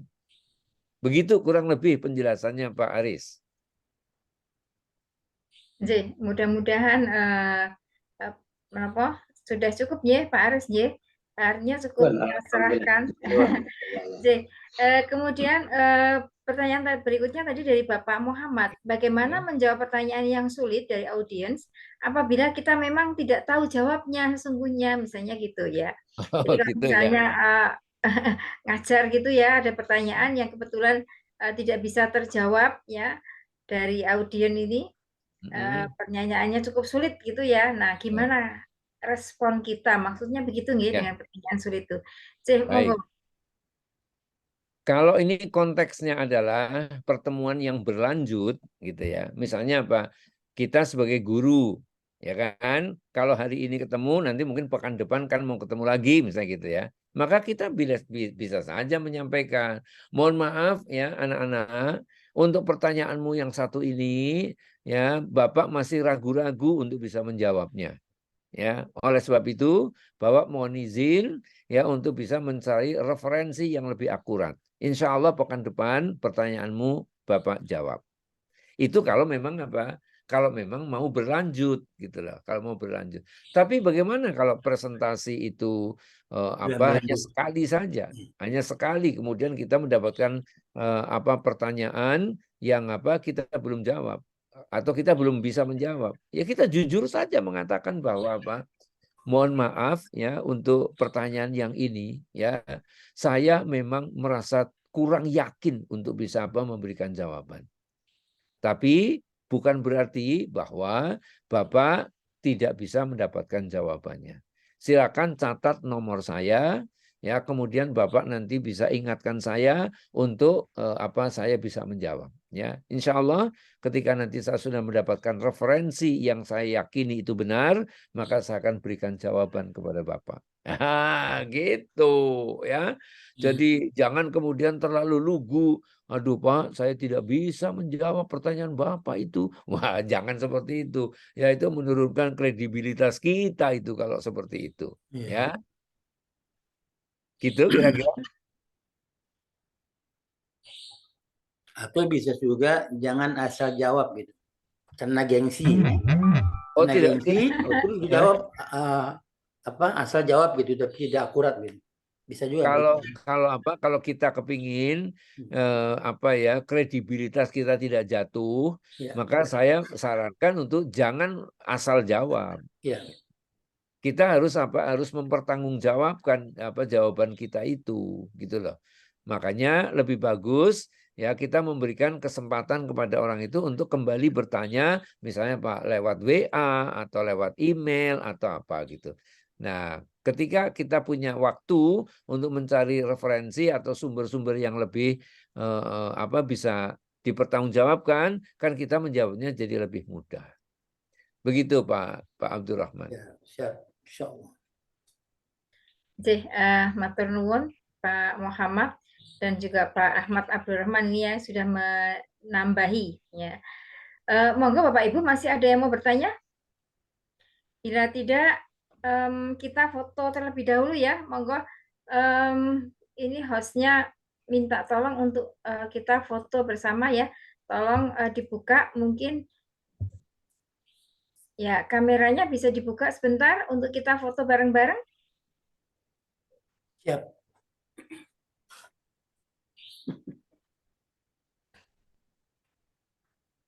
Monggo sudah siap ya host untuk apa namanya memfotokan kita dulu. Ya siap Bapak Ibu, kita ke halaman pertama terlebih dahulu. Ya. Saya ini ya. 1, 2, 3. Ya, kemudian kita ke halaman berikutnya. Ya, sebentar. 1, 2, 3 jempolnya. 1, 2, 3. Iya. Oke, sudah? Sudah. Oke. Ya. Terima kasih Bapak Ibu semuanya. Alhamdulillah hari ini selesai sudah materi yang kita pelajari bersama-sama dari Bapak Hadi Irianto dan mudah-mudahan banyak manfaatnya. Ada sesuatu hal barangkali di antara Bapak Ibu semuanya ada yang mungkin pas di perjalanan setelah acara ini kok ada sesuatu yang perlu untuk ditanyakan, ada sesuatu yang mengganjal masih iya lupa saya kemarin mau bertanya, silakan untuk bertanya di grup. Ya, boleh untuk bertanya di grup dipersilahkan dan nanti mudah-mudahan Pak Irianto juga bisa menjawabnya.